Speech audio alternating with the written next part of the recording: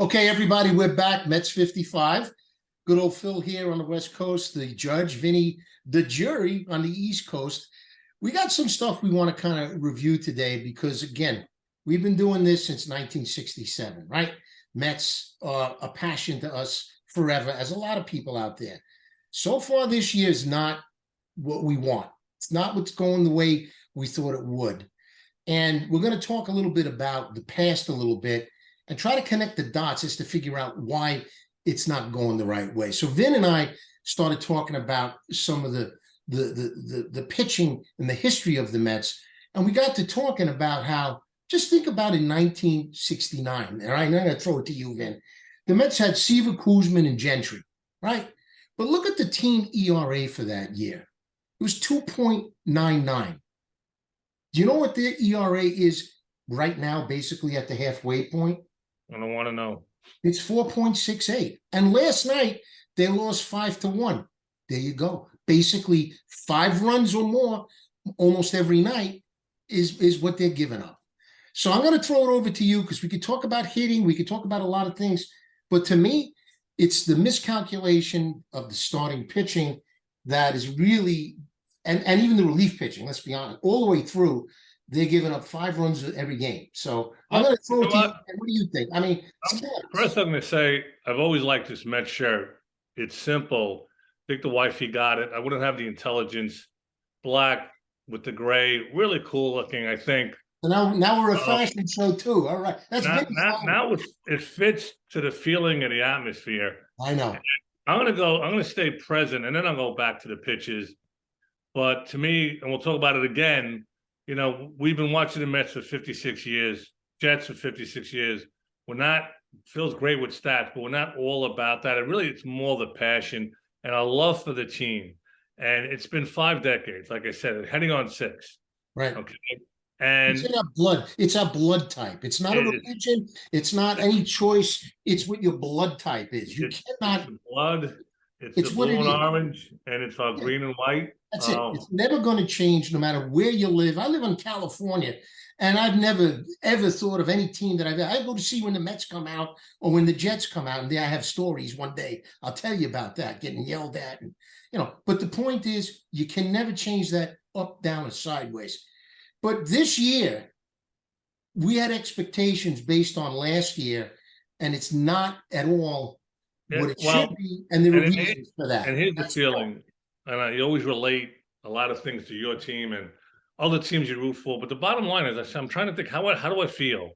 How does the Vidman feel? And really, I've never felt this way rooting for the Mets in 56 years, and how I feel is sad.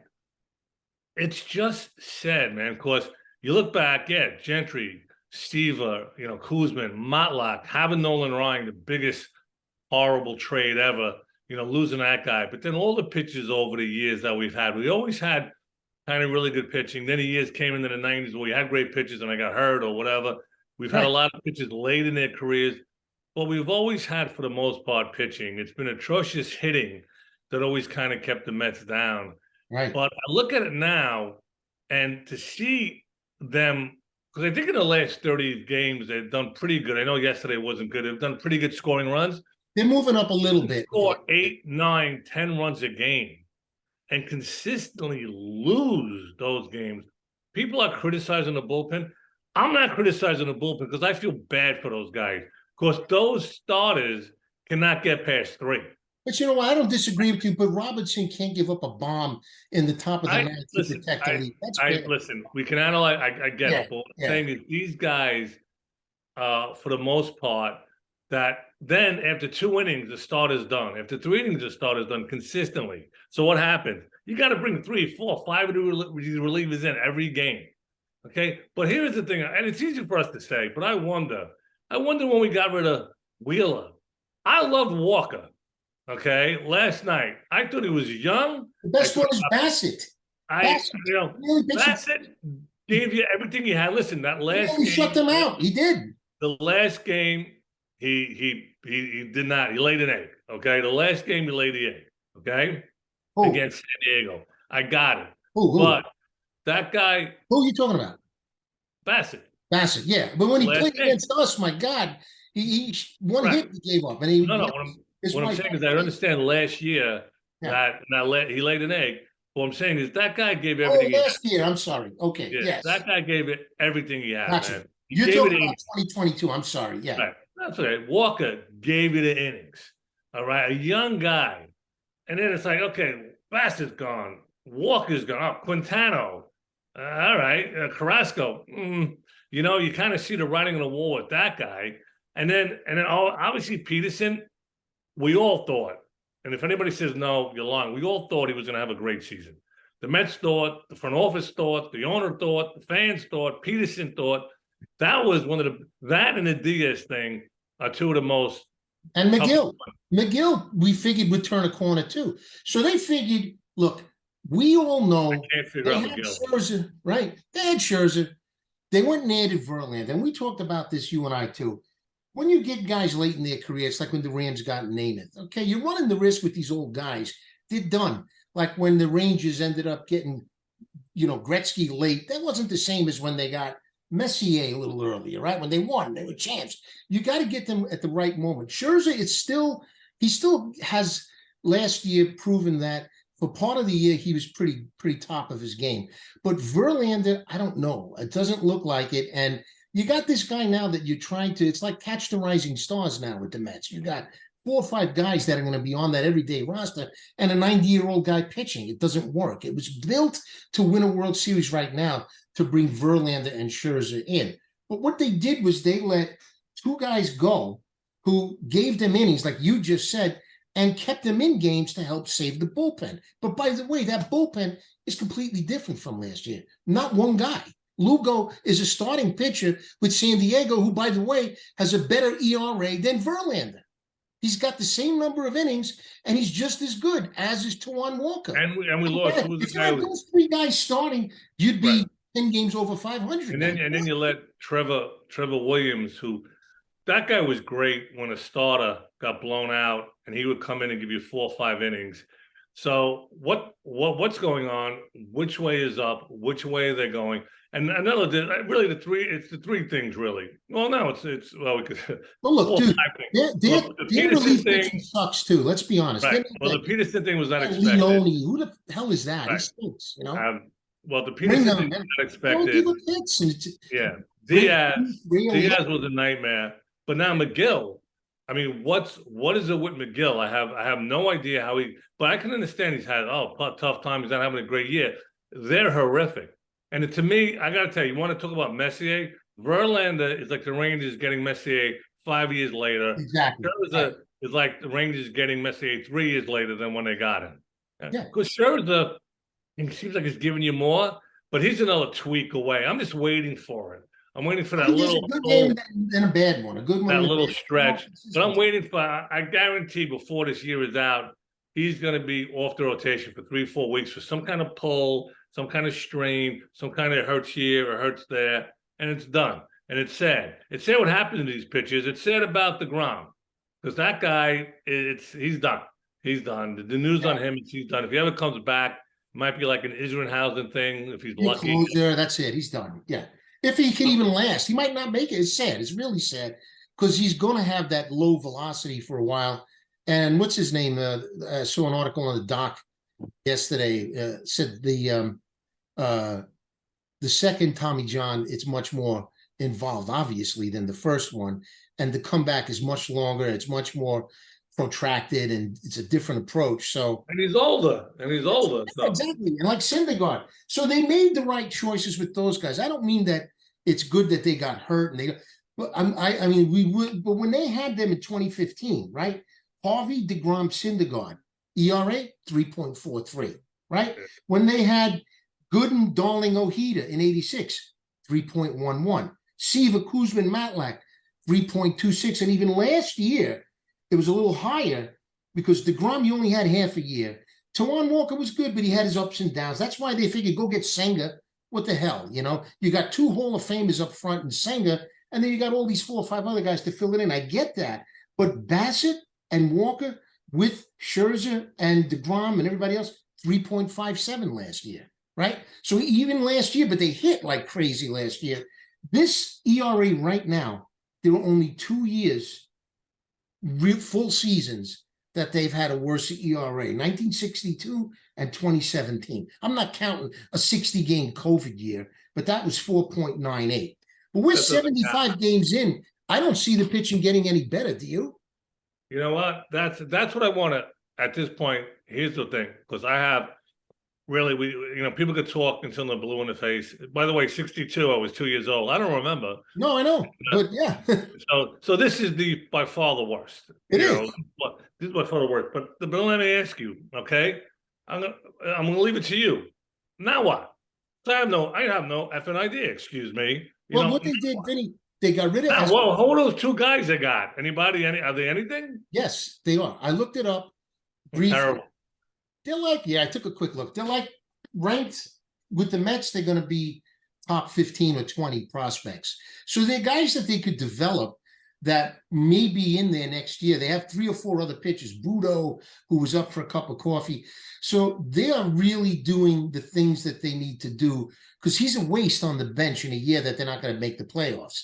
And he's a free agent. So what the hell? You might as well get rid of Escobar. He's a nice guy. He was a nice piece last year, but he's not necessary now. So now you got some new arms down there that you can make compete with guys like Peterson or McGill or these other guys. I don't know yet about them. I don't get it. But I got to tell you. Last thing I want to say, and this is the history of the last thing. Come on, you gonna leave me alone? Because I'm leaving you all alone.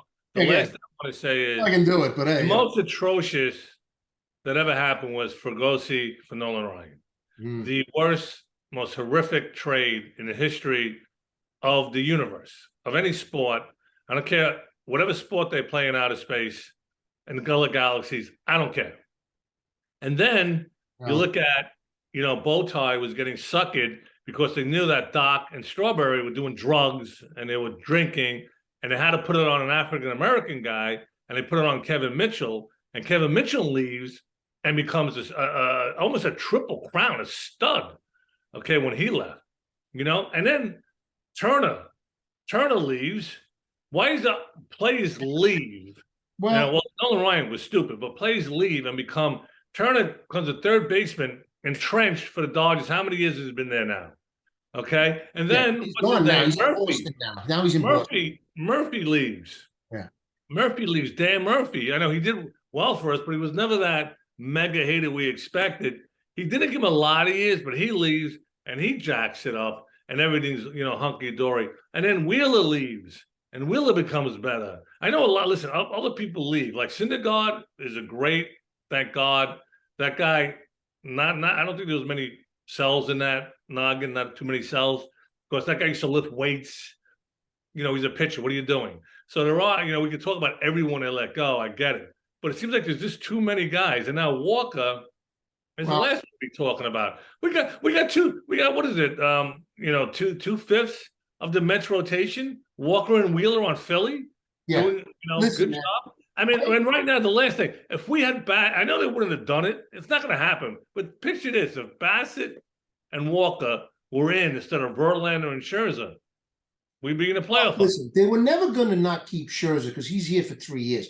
But bringing Verlander in, I understood that. But at the same time, you're expecting a lot. It's a roll of the dice that this guy who just had a phenomenal year is going to be able to replicate it. And a lot of guys can't do that. But he had guys that, like Seth Lugo, that wanted to be a starter forever. And he was at one point. My son was like, that's a mistake. Lugo's great. Bassett's great. I'm like, yeah. But then I look at it. They got Senga coming in, right? You got this bum who I never liked, Carrasco. Maybe he'll be okay after a little bit as a number 5 pitcher. He's nothing. He's a 0. And then I really thought Peterson and McGill, were ready to step up. They clearly are not. Quintana got hurt. Who the hell knows what he's going to be? They say he's an innings eater, but now he's got health issues. So you got issues right now up and down the board that you really have to look at the GM, Epler, and make some decisions. Look, he had no say on Scherzer and Verlander. He was doing that no matter what. Okay, that's it. And even Lindor, that was all the owner. But he brought Pham in and he brought Vogelbach in. And both of those trades now, you really can't kill him on. They're not that horrible. They're starting to turn it around. But Marte's looking a little old, right? But beyond all that, I'm looking at guys like Jeff McNeil. I'm not saying he's done, but there's something really wrong with him. He's a 300 hitter, hitting 260, and he looks like he's going to go, you're taking candy from him every 2 He seconds. looks terrible. He looks like he never played. It looks like he never played baseball. Lindor's got 51 RBIs, just like Alonso. So he still hits when you need it. Nimmo is nothing like he was. He's a great player and all that, but look at his average. He's making mistakes in the field now, errors. What the hell's going on there? So to me, you got to look at coaching a little bit. You got to shake things up a little bit, and you have to add something, infuse something to them. And they're trying with Beatty. He'll come around. He's going to be good. They'll bring this guy Mauricio up, and he'll challenge him at third, and he'll be the third baseman. And then, what are you going to do at second? You got Guillaume. Let him develop. He's going to be a good player. He's a great glove. So you don't need Escobar for him. But McNeil, stop with left field center. If he's your second baseman, great. If he's your left fielder, great. But I mean, you got to make some decisions. And I really think that they made the choices, and Senga's going to be there and Verlander too next year, along with Scherzer. Other than that, beyond next year, there's nobody that they have that they could commit to for pitching. So he's rebuilding. This is catch the rising stars, like the early 80s again. And he said it when he spent all this money. He admitted it. He didn't want to. Actually, it's easy for him to spend it, but he didn't want to go this crazy. But the reason he didn't want this crazy because he wanted for the Mets fans to make this team competitive and have a shot at the World Series while they're rebuilding their farm system. Exactly. So here's the big question. So what do you think? Because the thing is, Verlander, he's a veteran, old, but maybe he could turn it around. He can turn it around. Senga. So now you got three guys, but after that, tell me about McNeil. I mean, what's the chance of these guys turning the season around? Are they turning it around? Do they have a shot at the third wild card? What are we looking at? What I think they need to do to turn it around is they need to fire a hitting coach. They need to let them see that you guys got to do more. Buck is a great old guy to develop guys. He's a player's coach. I'm not saying you got to get a wild man in there, but there needs to be more pressure on these guys, I think, because it's all like they're very protective of them. Now, the young guys, Alvarez, Beatty, even what's his name? Obviously, Vientos.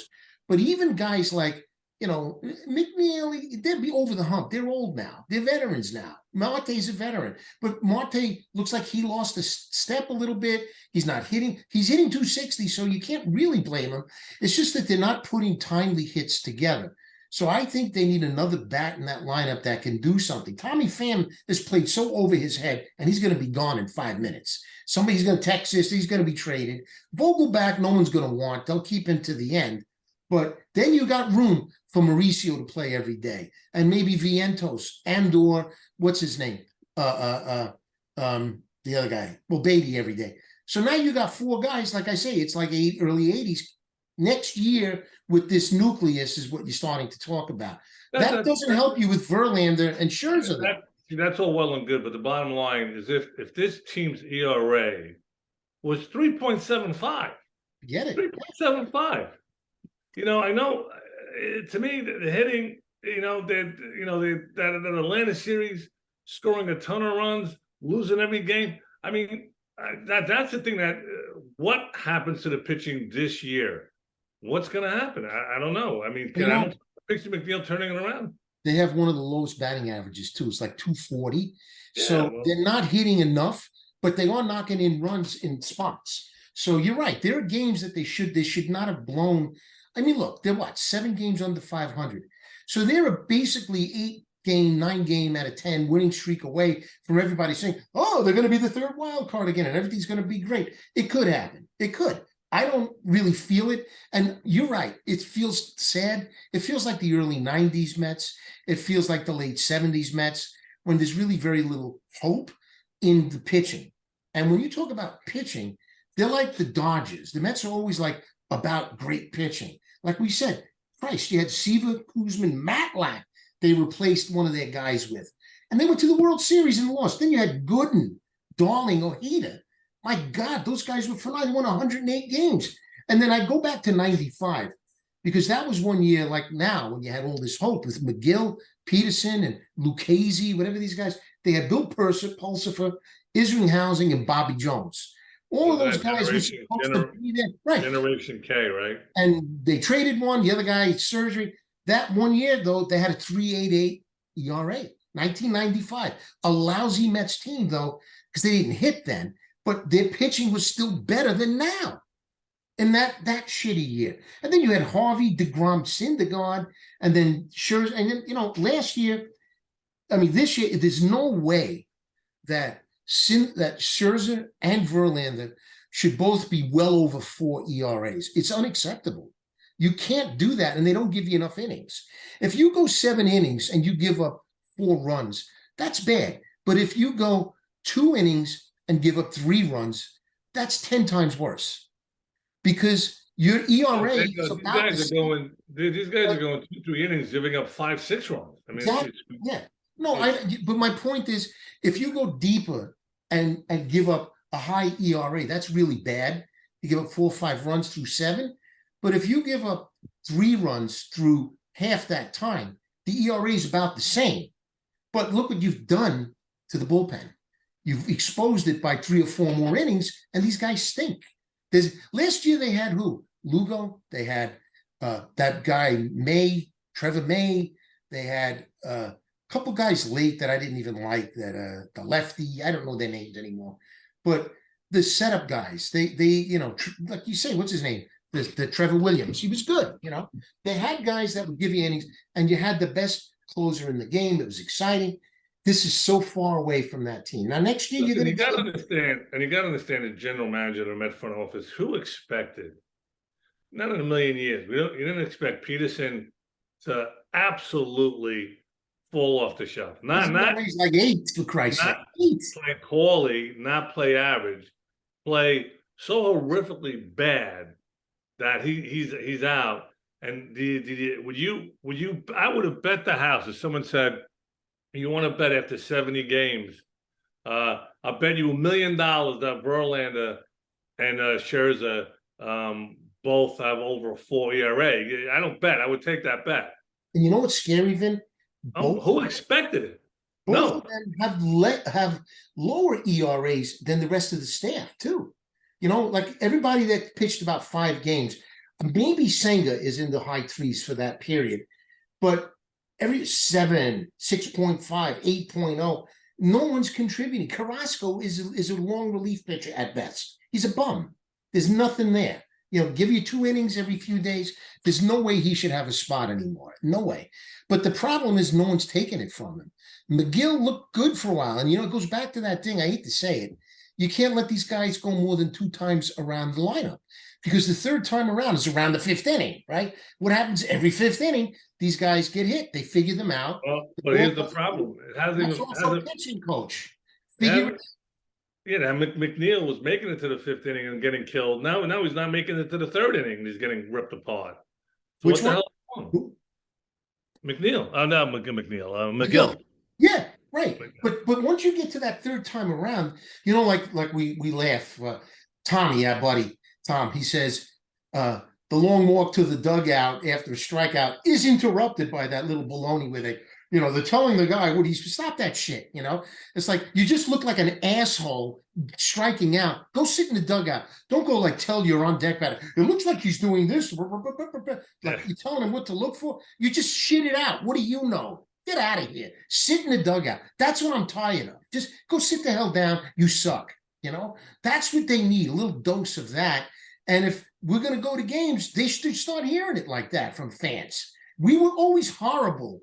We're not proud of it. Yeah, a little bit maybe, but the old Jet games especially, Dan Marino still hears the echoes in his head from us, from me, when because we used to sit behind the visitor bench in Giant Stadium. We had an angle directly at the stuff we said to him and Shula. This is like in the 80s, it's 40 years ago. Yeah. But these guys need a little dose of that because, they just walk through it like it's some kind of right that they have. They need a kick in the ass. They do, because Marte looks like he doesn't care. McNeil looks like he's indifferent.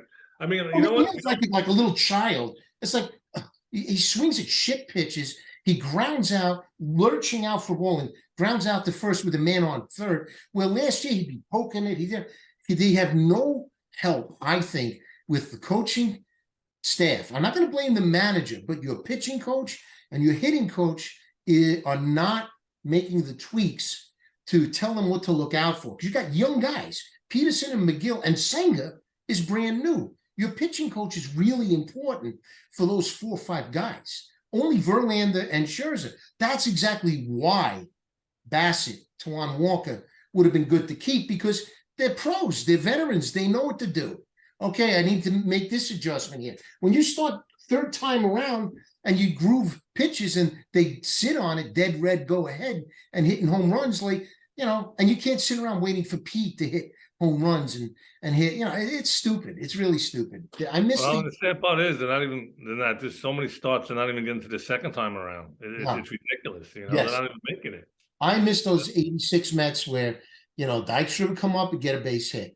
And then Backman would get a base hit, it'd be first and third. And Hernandez would come up, crack a double, And then it's like second and third, 1 run in, nobody out. They hit a fly ball. I mean, like Gary, situational hitting and putting hits together. I'm not a rocket scientist. Well, a little bit. No, I mean, listen, the batting coach knows that that's what he should be shooting for. But Beatty, how many times you're going to not address, and maybe they are, he keeps swinging on that pitch that looks like it's going to hit him in the chest or in the belly. It's so inside. Lay off that pitch, and go the other way when they go outside, But I guess it's just going to take a little time, because those guys have proven it at every level. Beatty and now Alvarez. But those guys are now slowing down a little bit because there's a book on them. Pitchers start to figure them out a little. So you have to make these adjustments. And I just think it's coaching too. And I don't know if it's Epler, but I don't like the relief pitching at all. They suck. They're nothing. And like I said, I know. And the starters, but I'm giving them a little bit of slack because they're asked to do yeoman's work. They're asked every friggin' day.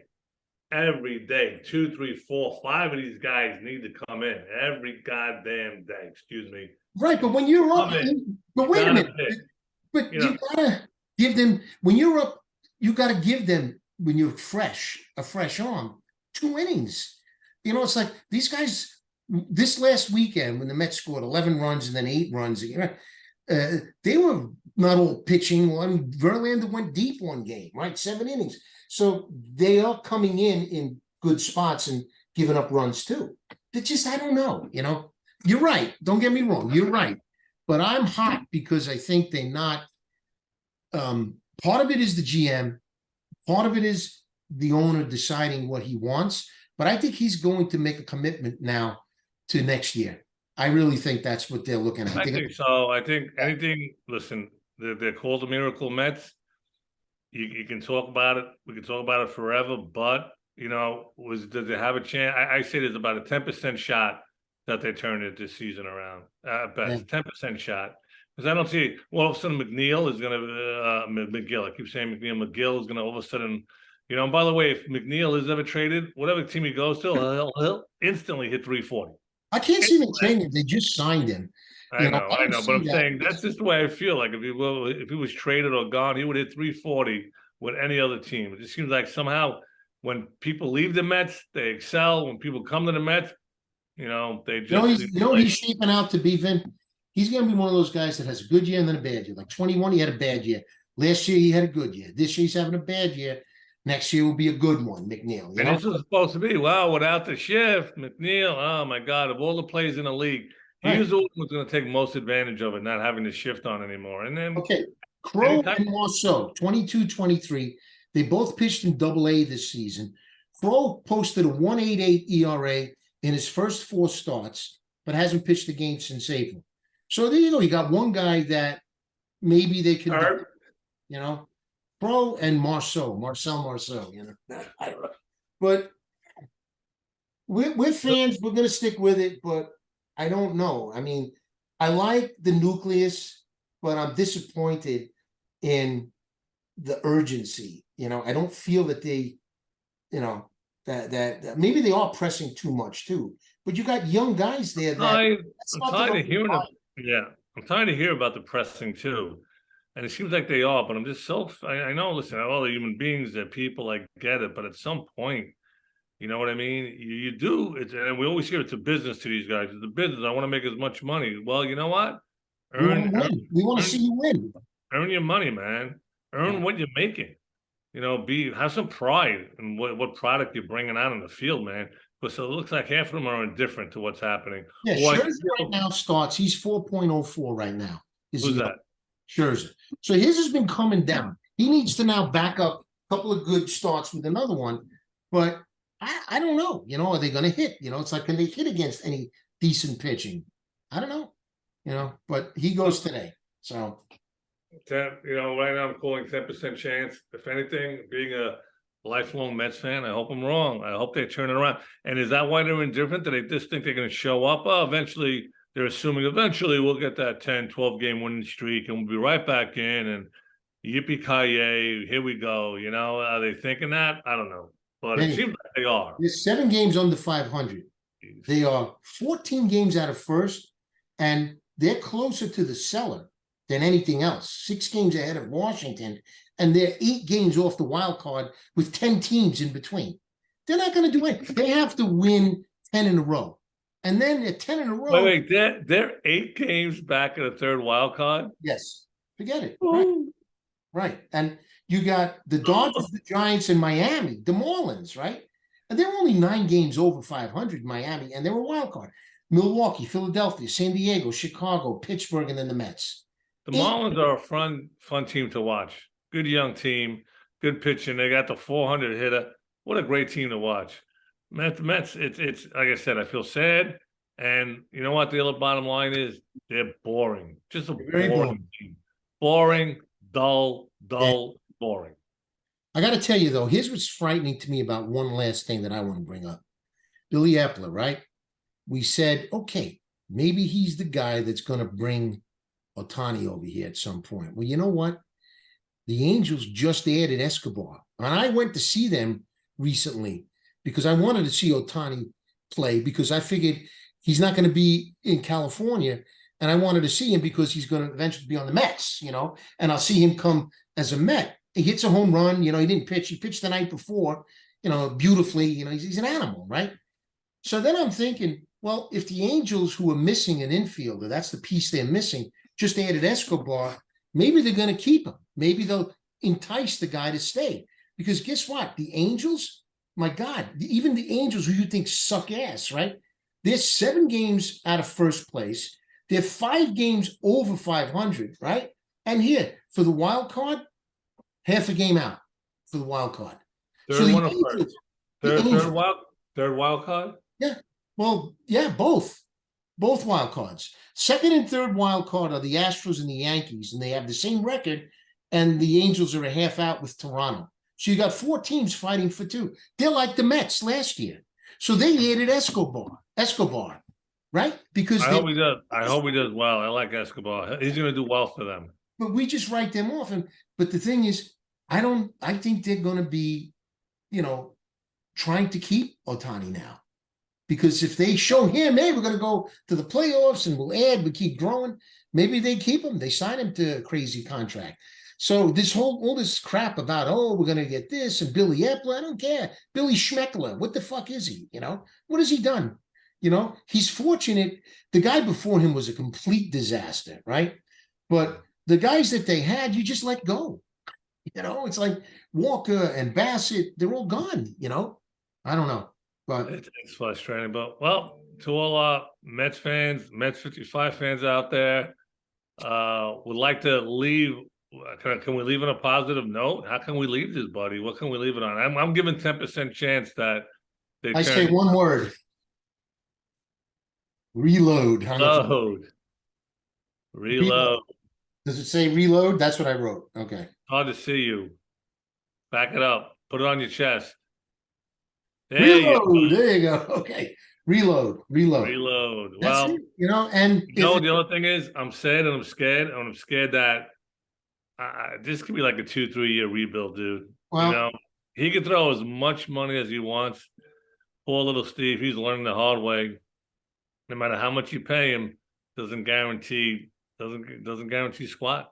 Well, we'll see. I think he knew that. I think he did know he was taking a chance, but I think adding to another, making 40% of your starting pitching a big chance is too much. One guy like that, fine, but to add Verlander, you can't expect him at 40 years old and Tommy John to come back. I mean, that was the culmination for him to win it all last year. Tommy John, I'm sorry, Cy Young, the whole thing, and he was with Houston a long time. He won both of them, the cheat year too. They won. Yeah. He's not our guy. Screw him. He's a rental. Scherzer too. So Well, you never imagined he would be, like we said before in this podcast, he would be that bad. Well, I don't think he'll stay that bad. I think both of them will put together a string. I think they'll win 6 or 7 in a row, lose a couple, win 6 or 7 in a row again, and stick on the fringe of that wild card just long enough. But this looks like a 79 and 83 team or an 84, 76 team, like at best, maybe they'll squeak out 4 games, 6 games over 500. Probably not, because they got to look, man. They already played 75 games, right? That's almost halfway. What are you going to do? You're going to win.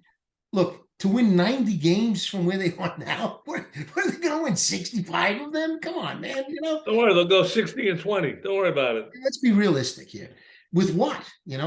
And now you got to think about, what are you going to do with Pete? Is it time to lock him up before he starts going to talk about going somewhere else? We'll go to the Yankees or some crap, So we got all the markings of the typical, taboo Met Jet kind of thing, working now in the background. But I do think this guy Cohen won't let it happen. He'll do his best to fight it, but he'll chop heads if he has to. And I think Billy Epler's head's on a block. If these 2 pitches that he just got develop and are there next year, great, because they're both targeted to make the big club next year. And there's nobody in the way. Who the hell's going to take their spot, right?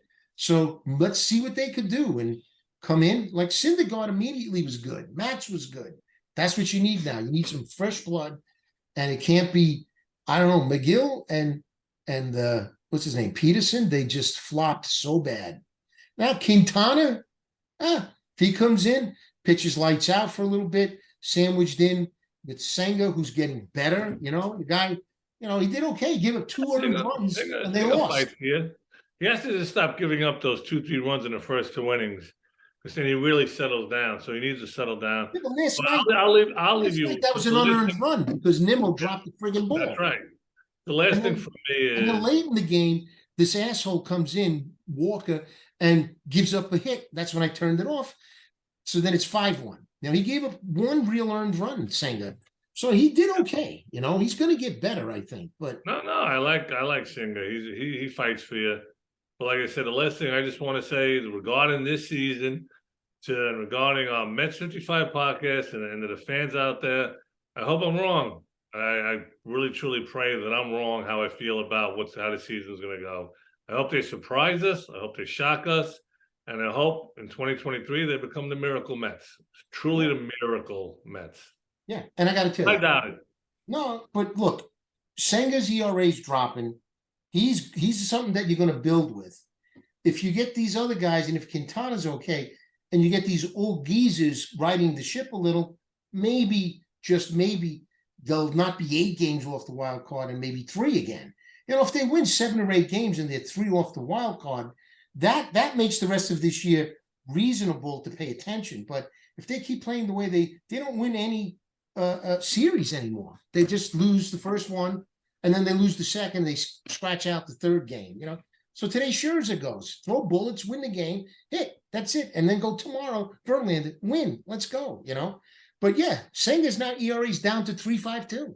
He's the best guy on the staff by far. So well, like I say, the way I feel for this year, I don't see anything good happening. No. And again, I hope I am wrong. Hey. It's catch the rising stars again. Senga, Alvarez, Beatty, hopefully Mauricio, they don't deal him. And even Nimmo, because he's not, he only got his first contract, as did McNeil, big one, So, and Pete. So you got young guys that this turmoil, that next year, if you integrate it, I think they need changes. I really do. Pitching coach, Well, maybe catch a even rising broadcast star, but look, coach, maybe. but look, but look what happened. You just said catch a rising star. You didn't mention one pitcher, and No, that's you're right. They're on Senga, maybe, but he's he's just he's an old guy, but he's still only 30, I think. But exactly, uh, you don't have Gooden or Darling or Sid Fernandez or Bob Ojeda. No, doesn't and seem like just like defense in football, we used to always say, "Oh, it's a quarterback-driven league now for 20 years." But defense wins championships. Pitching wins World Series. It that's does. right, Yeah. and it's terrible. But All right, man. so pray and hope for the best. And like I said, they've always been called the Miracle Mets. Let's hope, because if they pull it off, or even get in contention, I would consider that truly a miracle. You know what? But At this pace, just get to 500 and stay there. I don't see it. Yeah, so let's No, hope. For a Jesus, miracle. they're going to be under 500 at this rate. So, but you Well, got at you know this what? point, We'll do another podcast yeah. just before the All-Star break, just when the first half is over, and we're going to All-Star break, and let's see what we'll be talking Right. about. And Let's that see air is out of the balloon. We got nothing to think's going to happen. There's no pressure anymore. They're not going anywhere. Right. So Maybe just play loose and see what happens. yeah, maybe by the All-Star break, they're 5 games out of the third wild card. Maybe by the All-Star break, they're 12 games out of the third wild card. I always say 62 games in with 100 left, then the halfway 81, and then 100 in are the 3 big points in the season. Right now, you're at the halfway. It's terrible, but you got another 20 games or so to get to that 100. If you win 10 or 15 out of 20 and you start to turn it around, but I don't feel that. I don't like you, I don't feel it. But with 62 games left, if you're like you say 3, 4, 5 off the wild card, then you could still talk about it. But it's false hope. It's not, unless they make some crazy ass move and bring somebody in that is going to light it up, another pitcher, or because they're talking about that. I don't even know the guy on Cleveland. I don't know who the hell he is. I don't care. I mean, this is where Epler's going to earn his keep, is to see if he could save this season, and if he can find guys that they could plug in this and next year, along with these new guys coming up, okay. But it doesn't look good. But you know what? Let's FGM, let's go. God help me with that. God help me. But you know what? Let's see. Too Let's much see. over celebration. When's the All-Star game? A couple of weeks, correct? Yeah, next week, I think. Yeah. So let's see if we make up some ground. Let's see if we get something done, and then we'll have that podcast. Yeah, it's 2 weeks. To all our Mets, to the Mets faithfuls, man, be better than me. Be better than me. Well, stay strong. We have a history. We know. Go back to, we saw Tom Seaver pitch live, for Christ's sake. It's like we know what we're talking about. And talk about speeding the game up. That guy would come deliver, and pitch 9 innings, and it was a 2-hour, 5-minute game. It's like, geez, it's come on. It's like you wanna Seaver's great, but you wanna have fun watching a pitcher. Watch old clips of Koosman. Koosman, yeah, he was great. Yeah, pitch. Back to the glove, signs, pitch. Back to the glove, signs, pitch. Back to the. And again, that's probably the manager too, Hodges. It's like, let's go, deal. So, but anyway. All right, fans. All right, boy. Reload. Let's go, Mets. Yeah. See you in about a week to 10 days on our next podcast. You got it. Good man is eating crow. All right, buddy boy. All right. Take care, pal. Take care, Mets 55 fans.